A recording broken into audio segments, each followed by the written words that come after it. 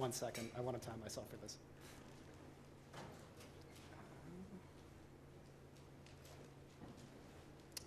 All right, so I'd like to begin my presentation with the following statement, which is that as a native English speaker, Arabic is hard.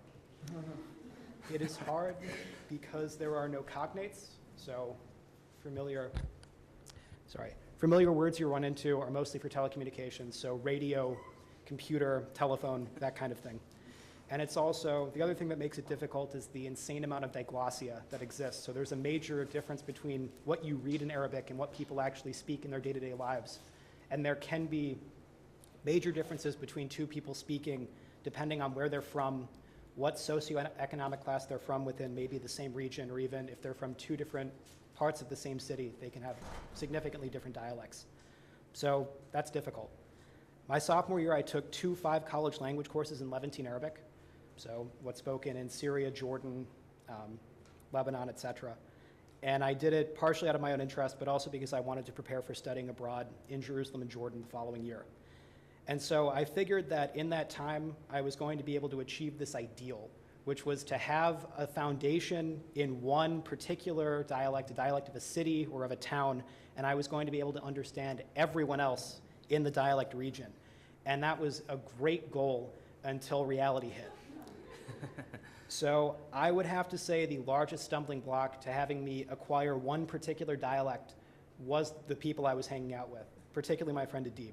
So I met Adib when I was 17 and I was in Jerusalem the first time, and I got back into contact with him when I returned at 20. And he introduced me to most of the people that I met that were not study abroad students like myself. And so most of the people he introduced me to, like himself, they were from a town in the north called Al-Fahim, which is south of the Sea of Galilee. And it was really cool to meet them because on the one hand, they are kind of one of the last groups of people to speak like a mostly unadulterated peasant dialect, which is really cool. But at the same time, it meant the following things. They pronounced various letters differently, so everything that was ka became ka, and everything that was ka became cha, except for when it didn't. There were different words for basic vocabulary, so I in particular remember that the word for broom was different from every surrounding village, as well as from the region generally. And also, this was something I heard about, but I never really experienced, so like some vocabulary was gender-based, where like men would call various things by various words, and women would use different words for the same things. So the goal kind of rapidly shifted from, having a solid base in any dialect, let alone that dialect, to being able to get like 6 out of roughly 12 words in a sentence that my friends were saying if they were talking to me. I also ended up focusing on kind of the urban dialect that you find in Jerusalem because it's easy to understand people, and it's like fairly commonly used, at least for where I was at Hebrew University. So after a couple of months, I was in Jerusalem for 9 months. After that, like the first 3 or 4, I was able to order food, I was able to buy my groceries, I was able to talk with my taxi drivers. But the thing I never really needed to do was have long conversations about topics of any kind in Arabic because I had this ideal crutch, which was my friend Adib. And so Adib had a great gift if he was never able to translate what I'd said, but he was able to get exactly what I'd meant every single time.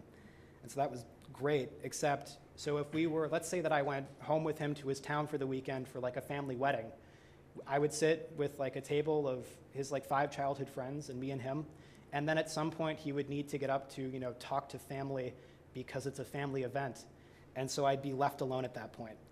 And so this was kind of like, this was where the 5-college Center for World Language course came in, which is it gave me the skills to have a basic, conversation in Arabic. And so this was the major difference that I realized from when I was 17 and traveling in the region and when I was 20. Because when I was 17, when the translator left, you would do this thing where it would be you with 4 people, and you would look at them and they would look at you, and no one would really talk, and you would kind of shrug, and you would wait for the translator to come back to facilitate conversation. But if you're speaking, if the translator leaves and you start speaking in Arabic, it signals 2 things, I think. And the first is that you can like communicate in something that's not English. And it's also, a signal that you are willing to make a fool of yourself. you are willing to speak with really limited vocabulary. That's probably going to sound sort of funny. So the textbook I used for the Five College Center for World Language was for Damascene urban dialect, which when I would talk, people would tell me I sounded like I was from like a television serial from Syria. So, and you know, along with that, like with the limited vocabulary that sounds funny, you have this fair amount of frustration because you realize there is so much you could be communicating about yourself, and you have a translator who can confirm that, but they're gone, so you're kind of on your own. And finally, it's going to be a lot of effort. It's really tiring to kind of try and think of a real conversation that's somewhat deep. So I was fortunate, though, in that I was always with people who were not only willing to listen to me, but they were willing to respond, even if that meant talking in a dialect that wasn't there, so kind of talking like people did on TV. It meant talking slowly, and it occasionally meant throwing in some English, that they spoke at roughly the same fluency I spoke Arabic. And so essentially, we met in the middle, and we were able to communicate. So I would say, in terms of a language exercise, this was an absolute failure.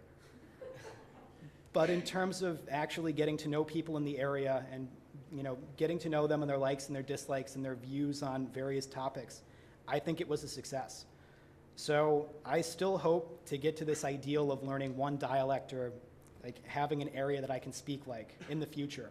But for the moment, I'm incredibly grateful for kind of my experience at the Five College Center for World Languages, because they gave me the tools to go out on my own and to fall on my face, and in the process to get to know a fascinating part of the world through an avenue that's not the English language. Thank you.